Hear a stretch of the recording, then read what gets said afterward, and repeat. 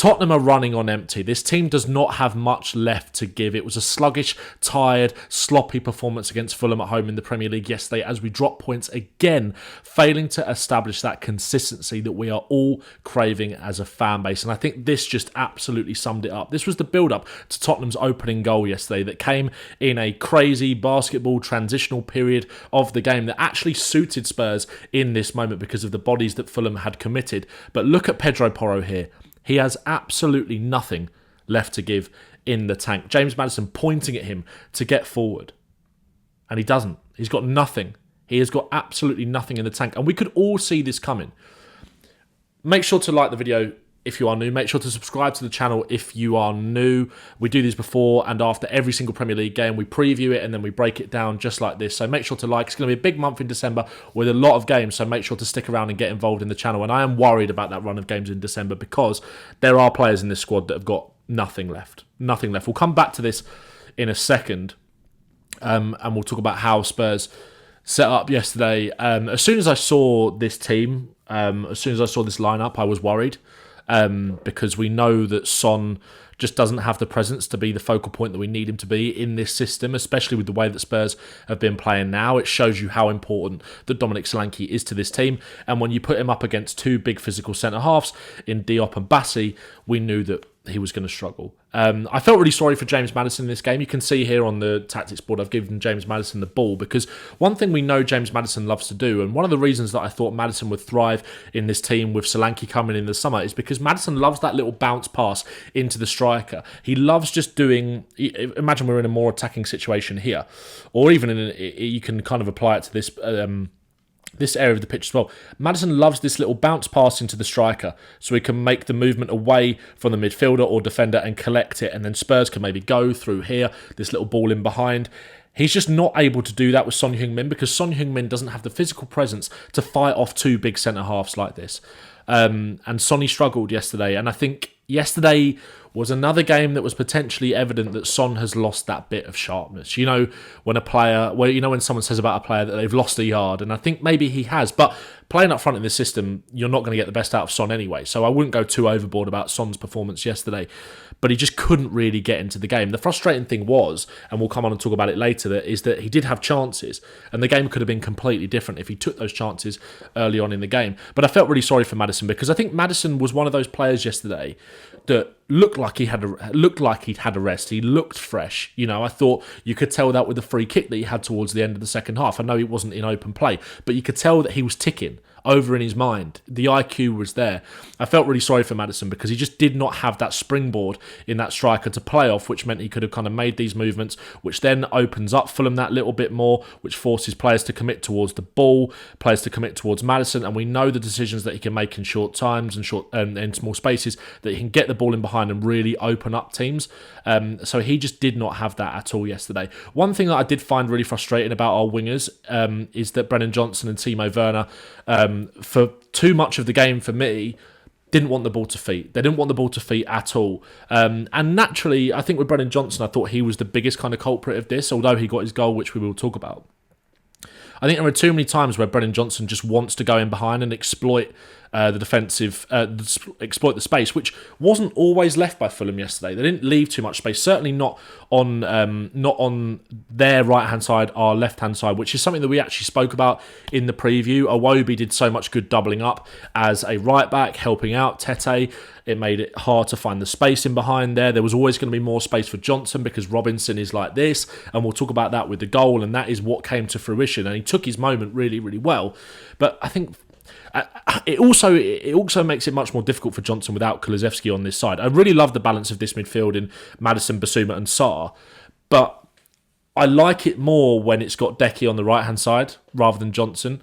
And I like Johnson a lot more on the right when he's got Decky in this space here where Pat Matasar is, because one thing we see so often is that Decky does so much of the work for Johnson. If we just take Sarr out there, what do we know that Spurs love to do in terms of building out from the back, right? What we love to do, absolutely love to do, and I spoke about this in the Roma breakdown, if I just bring Spurs back and bring Fulham forward a little bit here. What we love to do is the six will come into this position on the edge of the box when we're trying to build out. He then fires it back into the right-sided centre-half. First time ball into either the fullback or, say if the fullback moves in here, Brennan Johnson. And Brennan Johnson will kind of play this first time little bump pass into Kulusevski. And what Kulusevski does with his physical presence is draw these players to him, and he allows Johnson to go. He allows Porro then to go. Or the other way around, say if it's Porro receiving the ball here, what then that allows Tottenham to do is use Kulusevski's athleticism and his desire off the ball to get into these kind of positions. More people are worried about him because of his physical presence, and it frees up that space in behind for Johnson to get in behind. But Kulusevski wasn't there yesterday, which meant that Johnson couldn't combine with him. He couldn't kind of create those patterns, So, and that is really the only time I kind of see Johnson coming to feet to receive the ball is when we do build up. And he can just knock it off first time. But there were so many times yesterday where Spurs did kind of break out.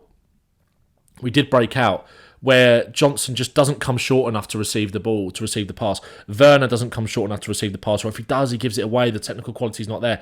They both wanted it in behind a little bit too much yesterday, and I just think that attacking balance was really, really off. And you can only be a winger in this system and constantly want to get in behind if you have got the presence of Dominic Solanke, because he draws those players with him and he wins those duels, and you can play off him and you can combine better.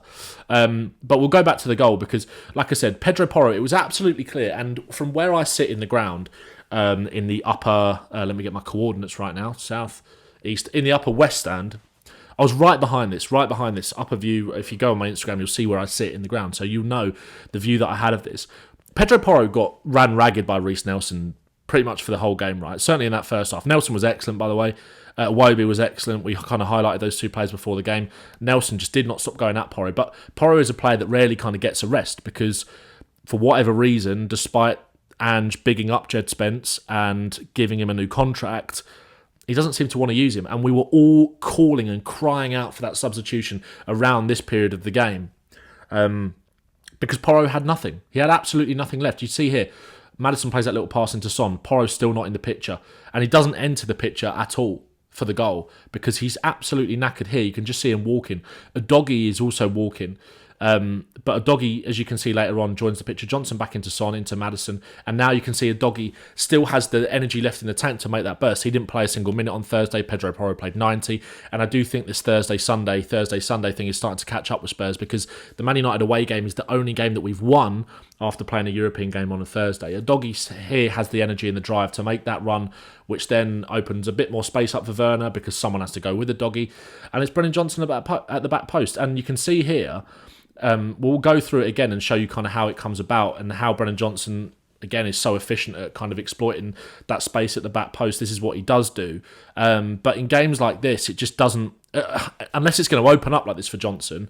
In that first half, it didn't really. And I think that's where we need another winger on that right-hand side that is going to be comfortable on the ball, that is going to create more, that is going to drive inside, that is going to want the ball and seek it out and help in the build-up. But here, where the game became a little bit more basketball, as you can see here when I look at the momentum bar of the game, Spurs never really had any kind of sustained pressure, and that's why that goal came as such a big surprise, because it came at a point, you can see here, where Fulham had all of the game. They had all of the game. They were coming after us. And one thing I did like about Spurs, a positive, was our box defending. Forster had to make a few saves, but I think largely Ben Davies and Radu Dragusin did really well in terms of clearing the situation, getting us out from pressure situations with their clearances, putting bodies on the line. Ben Davies made an amazing block in that first half. And I actually think he came away from the game with a black eye. I don't know how that happened, but maybe it was a block that he was putting on the line, but he was putting his body on the line all game. Maddison here, this is how the goal actually comes about. Maddison, it's an under-hit pass.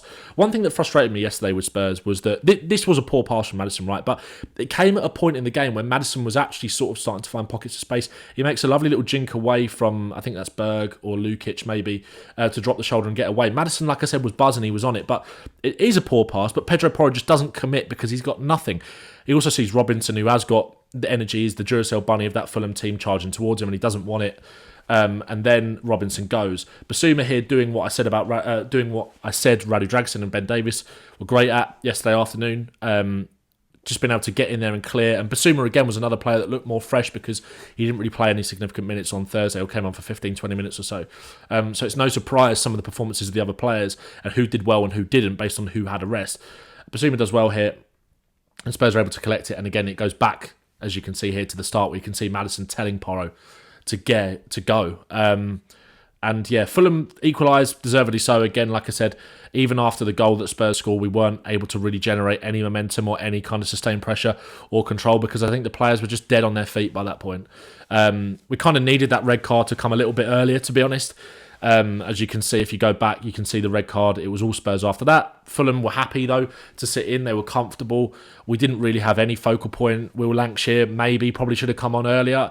I at half-time, I think I tweeted out that I wanted Decky to come on because we had no real impetus or guile or physicality or presence in that attacking final third without him there. Whether it was he was going to come on and play up front or maybe he keeps Sonny down the middle, take Johnson off or do anything to kind of get him in the team and get him affecting the game. And he did come on up front eventually, but it was so typical. I literally remember thinking, I was sitting here yesterday, this was the build-up to Fulham's goal while Decky was waiting to come on. And I was just thinking, I bet you he doesn't really get an opportunity to affect the game while it's open because Fulham are going to score here before he gets the chance to come on. It was coming, and it did come. Robinson here. Iwobi makes that run in between Dragusin, Porro and behind Johnson. Again, Johnson, in terms of his defensive work, I really like Brennan Johnson. I really, really do, but it just doesn't track the run there. Porro goes out to Robinson. Iwobi gets in. Cross comes in. Spurs are able to get it away. Maddison, as you can see there, with the energy that he's got, he's able to go out and press and try and win the ball back. Harry Wilson with a diagonal. Again, this is something that we saw on Thursday night against Roma. Teams being able to switch the play quickly against us. Robinson, again, Iwobi makes the same run. This time Johnson does go with him, to be fair, but Iwobi cuts back inside. Sarr does okay to try and get out and put pressure on the ball on Tom Kearney, but ultimately it's not enough and they end up scoring, and they deserved it. One thing I also wanted to talk about was the missed chances. Again, it was a bit like the Ipswich game where we have a massive, massive chance in the first few minutes of the game, and I sort of spoke about Sonny's sharpness earlier, and he just didn't take this chance, and this is in the first couple of minutes of the game. Spurs' pressing works well, again forcing it back to Bassi, who we know from last season is uncomfortable on the ball. He makes a poor pass into Werner, who makes a good split decision here to play that ball first time, but Sonny's touch isn't in front of him to get the shot away cleanly. Leno saves it. He also has the other opportunity that he just doesn't take, and it's a frustrating one. It really is a frustrating one for Spurs. And if we take that chance, the game could have been a little bit different and it could have opened up more. It could have opened up that space in behind more for the wingers in Johnson and Werner. Fulham having to push out onto us a little bit more and leaving that space. And these are the fine margins. Again, we spoke about missing chances against Roma. We created much more against Roma than we did yesterday. But again, fine margins. Sonny takes that chance, which you'd imagine he would 9 times out of 10, and he doesn't. But yeah, frustrating one. It's just a really frustrating situation with Spurs at the moment because I do think this team is running on empty. I do think it really is. And Ange Postecoglou came out and spoke after the game about I've seen violins come out for teams that have got one centre back missing or one player missing. We're missing both of our centre halves. And Wilson Odobert and Richarlison and Vicario. Look, Fraser Forster did well yesterday. Again, that's 2 games in a row where he's done well. One hiccup with playing out from the back, but other than that, pretty solid. But again, in terms of shot-stopping ability, good as well. Wilson Odobert is the one, actually, I think is a much bigger miss than people are kind of giving Spurs kind of credit for, really, because, again, we are missing that profile massively in the squad. I think that's why they're trying to get Min Hyuk Yang in as quickly as possible because they want someone who can come in and beat his man, etc. But will also show for the ball a little bit more short, who doesn't want to rely on getting in behind all the time. And that is what Spurs need. Spurs do really need that. And I do think Wilson Odobert is massively missing. And I do think people will overlook that injury because he is, 20 years old? He started the first 2 games when he came in under Ange, so Ange clearly trusts him, and I think Spurs really miss him. Richarlison is the other big one, because, look, Spurs have coped without Romero and Van de Ven. They've coped well, and I actually think at points we've defended more as a unit without those 2 in the side. But, look, that's not to say that we are better without them, because we're not. And Van de Ven and Romero give you so much more in terms of that ball progression, etc. Although I think Davis, in terms of playing out from the back, is good. Maybe as good as Van de Ven, potentially. But yeah, that Richarlison one is a killer because obviously no Solanke in the team yesterday, and we spoke about Son's lack of presence up front. This team needs a striker. It does really need a striker, and Richarlison is not going to be back till January, February.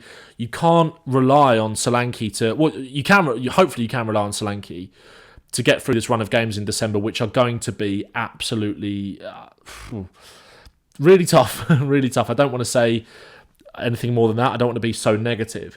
But if we look at the run of games coming up that Spurs have got, obviously Bournemouth on Thursday, away, which is going to be super tough. Chelsea at home, and then we go into Rangers, Southampton, Man United, Liverpool, Forest, Wolves, all before the end of the year. It's relentless, right? And I think Solanke was running on empty a bit before this game, and obviously he's picked up a virus, or he's picked up an illness, which, I mean, hopefully he'll recover for the game on Thursday. Ange Postecoglou said Dom trained yesterday, but the illness hit him overnight, so we'll have to see how he recovers.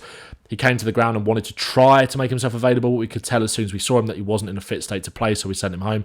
I haven't seen Archie. Archie Gray was another player who came on and picked up a bit of a knock. Look, I didn't really understand Ange's subs yesterday. I was a bit confused by it, I've got to say, and I will be critical of him for that, but look at the card that look at the hand that's kind of been dealt.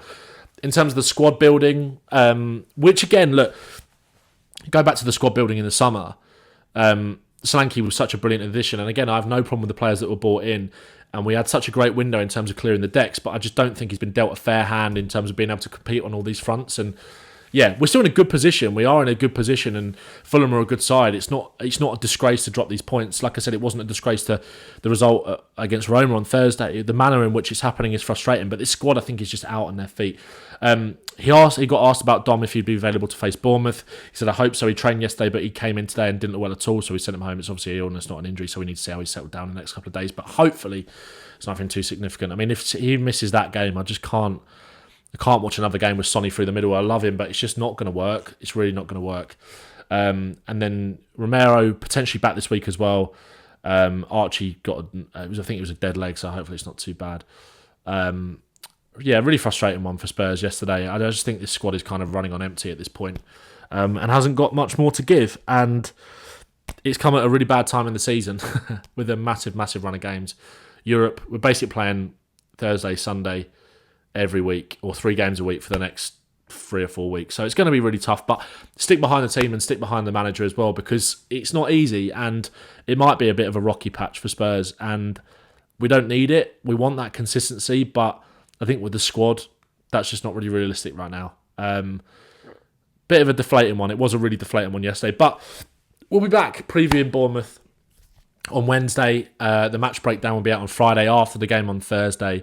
So stick with it, stick with the channel, stick with me, stick with the team, stick with the manager, and get behind him, because it's going to be tough, but we'll be okay. Make sure to like the video, make sure to subscribe to the channel if you are new, and up the Spurs.